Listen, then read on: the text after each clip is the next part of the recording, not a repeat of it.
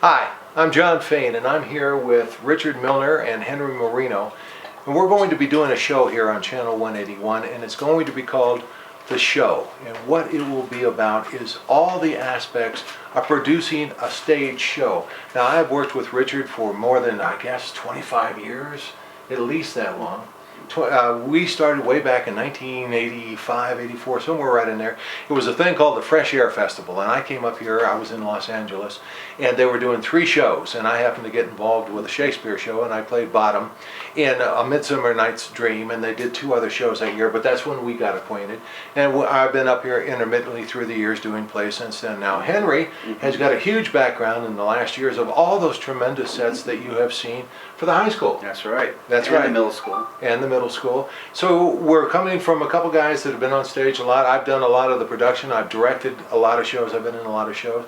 Henry's done a lot of on-stage work as well. You work through Cats. Through Cats, yeah. And I've done about 20 years down in Orange County. Plays for like Crystal Cathedral. They're. Oh, did you really? Oh, yeah. Oh, that's a beautiful place. I even played Jesus one time. Let's not even talk about it. You just mean that much to me. Yeah, that's right. Anyway, what we're going to be doing, and that's Chester down on the floor. That's our production manager who's down there shaking off fleas. But what we're going to do is we're going to take stage shows, and we're also going to be doing radio shows, and that's a whole other thing. We're going to call that the radio. But today we're talking about the show, and what we're going to do is take a stage production, and we're going to take it through audition, we're going to take it through pre-production, we're going to take it through set design, light design, sound design, casting, acting, blocking, how to study a script, how to put a character together, how to put the customization together, just every facet of it, and show what it really takes to do a show on a level that might, what we're trying to do, and has been tried at the PAC.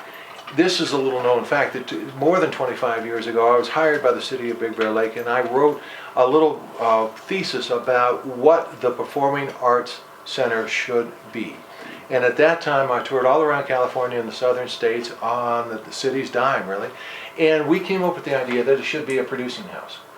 And the difference between a renting house and a producing house is it would be a resident company like Ashland, Oregon, that comes up with maybe a one-act play festival or something, but it's original work that draws people here for the simple reason that it's original work done only in Big Bear, and it's done better in Big Bear than anywhere else. And so that's what we came up with at that time. Unfortunately, those plans were not implemented.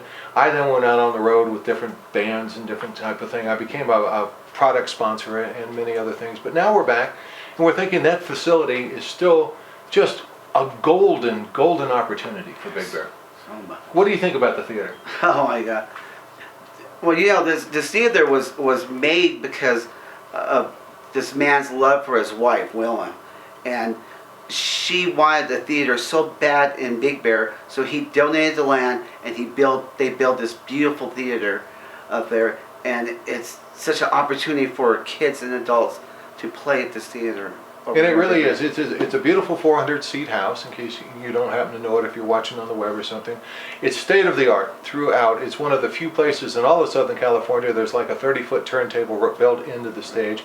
All the amenities were put in. There's Broadway-style green rooms on the side, dressing rooms.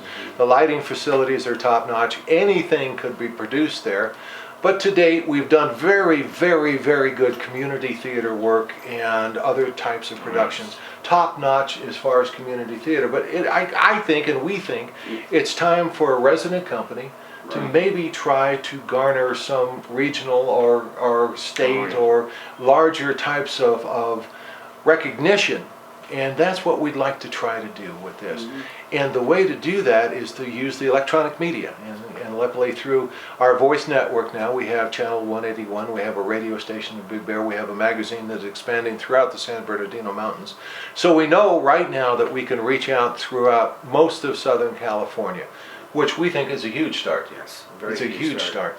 And so with that, Richard, you've been doing stage plays with me for many, many years. Many years. What do you think of the concept? Well, basically you kind of reiterated exactly what Mr. Spivey had wanted and had envisioned. That's Mayor Right. John Spivey, That's who was right. the driving force behind the theater. That's exactly the case. I wouldn't be surprised if he was the one that sent you out to do that. He was. He was. And it was his vision that a resident company, at the time he had hoped it would be Bear Valley on stage. Right. But Which is a theater group that was... unfortunately, they kind of went belly up after a while. Yeah, they were pre-Cats. That was the theater group up here at that time, Bear Valley on stage. Yes, it was. And that was before Sarge Rachel came in with Cat, who has done a tremendous job over the 20 years they've been here. And the stage and the sets that they put up, I mean, they do great community theater. They really They do indeed. So anyway, you're correct. And Richard was part of that Fresh Air Festival. But now it's what we would like to do is start with step one. And to you, step one is what, Richard? Step one is that we have to get together and plan which play we're going to do. Figure out all the intricacies, what exactly we'll need to use. Can we use every single part that's written? Can we condense parts? We've got to figure things out along this line. Then of course we go on beyond that and into the actual casting of the play, talking to the people that are the potential characters, and motivating them to come up with their own character, or with a little bit of help from the director to go even further than they themselves would have come up with. That's right. And from there, it's in those pre-casting even stages that, Henry, I'm sure you're planning sets and thinking about lighting. Sets are planned production 3 or 4 months before even the first person comes over and sets in and does their auditions. We plan the stage, the staging, what we'd like to see on stage. We plan our lighting plots. We get our music score if we have a music score. All that stuff is all planned before the first person comes over and auditions. And as a director, I find that very helpful, because what I'll do is I'll look at the staging then and say, well, this is how big the stage is going to be, and the music and the idea and the theme of what they're trying to do this show with, and then I'll take the character and look at it, and I'll say, well, I need to expand that character. I need to make it bigger than it's been done. And one of the things I make sure I do, and I think that this is very important for any actor, I never, ever base my characters on what's been done before.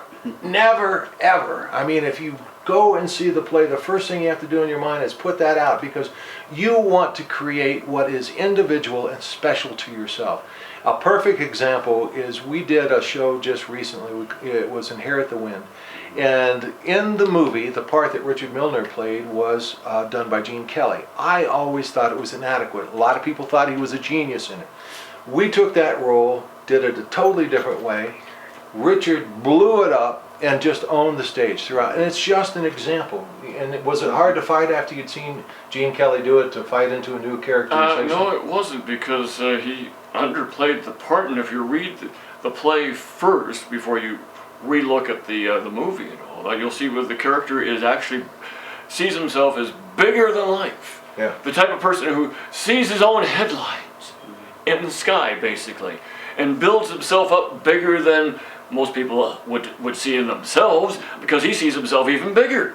And that's exactly what we will do, is we'll start pulling apart these plays, and we'll talk about what it takes to really put a stage role together. I do it a lot differently than a lot of people do, and in as much as what I will do is, if I'm cast in a role, get lucky enough to get cast in a role, I go home with the script, and the first thing I do is memorize my entire part, because I have the belief, and I've seen this in many, many other people, that until you know your words, you can't look up and do something new. And so that's the first thing that almost nobody else does. They come in with a script cold, and they expect to be told by a director what to write down, how to do this, and everything else. I don't think anybody should ever do that. I push directors so hard they are ready to backslap me by the end of the first rehearsal. And I think that's important, that many individual people are coming in with that kind of energy. Here's my idea, here's my idea, here's my idea, listen to me, you know? And that all too often is not done, but we will show you how to do that. So it's casting. We'll show you how to do a good casting session. What you should do in order to come in and get cast. Do you need to know the whole play? No. Do you need to know the role? Really? No. Do you need to know the words? Really? No. What you need to know how to do is face down somebody, look at a role, and think, this is the attitude. Whether the words are right or not, just say a couple sentences. I have done whole auditions without the script in my hand because I knew I wasn't being able to hold the words and say them, so I just went and improv, and then they'll say, that's the right character, now let's hear the words. Right. But you have to do it on personality. And a set's got to be done on personality. Right. It's all personality. I mean, the sets, the colors, the tones, the lighting that hits the certain, colors, the palette of the sets has to excite and make these actors, when they're on stage, they just glow, and that's what we want to see. Lighting itself can add so much more drama to a simple play. And it's really dynamic as to the changes that it can make. And there's questions about what's a headshot that I can turn in. Well, Richard is also a trained Brooks Institute photographer. We'll go through headshots and we'll do all that. And so the idea of the show, and it's going to be mostly Henry and Richard's show, because what I'll do is I'll come in for the casting section. I'll come in about halfway through. I'll come in just before we open. And then I will be sitting at the back of the theater where I can be the first one out on opening night. But I think that this is their show, and what we're going to do is take a show from its infancy and train not how to just put a show on stage, but how to be good in that show and then have the tools. Because acting is not some mystical thing. It's not some touch of talent. It's not some gift from God. It is work. It's hard work, and it's hours and hours of work before you ever get on the stage. And that is the key ingredient that most people don't do.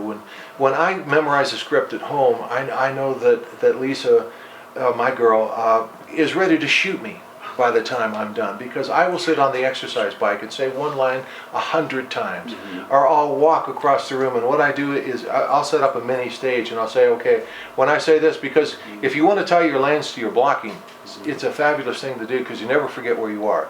Okay, here I'm going to touch this table, and so I will make that cross 100 times until she's just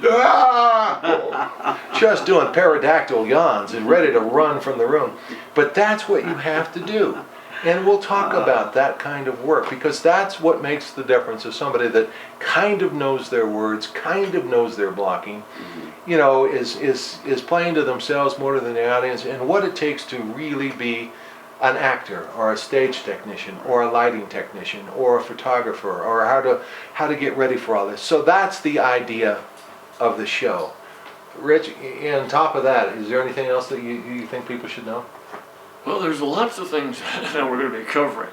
At the moment, it's escaping the top of my head. Like, there's going to be stuff, what happens backstage, what we have to go through in the process of actually building your character, especially if you're having trouble doing that. Right, and we'll talk about backstage politics, which is a big part of the game too as you go on. People trying to tear you down so they'll be better than you, and how to ignore all that. I have a perfect story. I was in summer stock in Michigan, and I was pretty new at this time. And I was in a pretty high caliber cast, and a lot of people that were on television at that time. I had a lead in a show, and they were not happy that this guy that hadn't had a lot of experience had the lead.